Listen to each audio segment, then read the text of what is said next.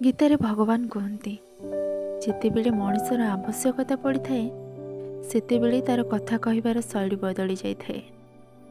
बंधु माने फायदा सबुठु तले पड़िथिबा जिनिस होइथाए।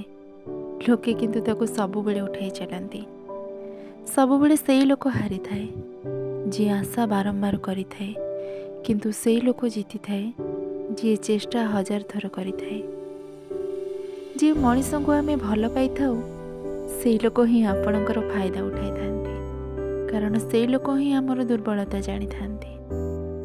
एमिति निजको चालाक करंतु, समस्त को क्षमा कर दियंतु।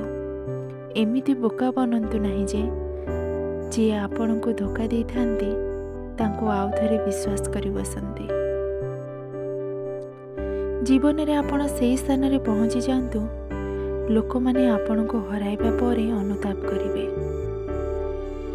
जीवन रे केबे काहाको निजर दुख को कहंतु नाही। आपण जेमिति अछंती सर्वश्रेष्ठ। भगवान कहंती सबुबेले निजको अन्य सहित तुलना करी केबे दुखी हुंतु नाही। भगवान काहाको बिना कारण रे गढ़ी नाहांती। समस्तंकर किछि ना किछि गुण थाए।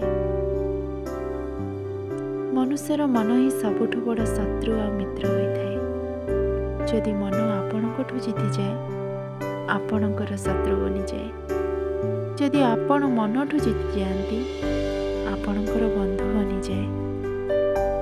जदि केही आपणको अणदेखा करे बिल्कुल भी खराब भावंतु नहीं, कारण लोके सबुबेले आपणकर परिस्थिति हिसाब रे जिनिसर अणदेखा करंती। सेही लोक पछरे गोड़ांतु नहीं जेउ लोकंको आपणकर कौनसी आवश्यकता नहीं।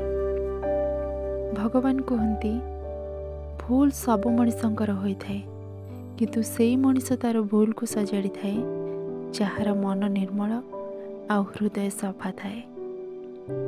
समस्त को निजर समय जरूर दियंतु, कारण प्रथम आवश्यकता आपण निजे होइथांती। संपर्क जेते खराब थाउ ताको केबे भांगंतु नाही, कारण मैला पानी केबे शोष मेटाई पारे ना, परंतु निया लिभाई पारे।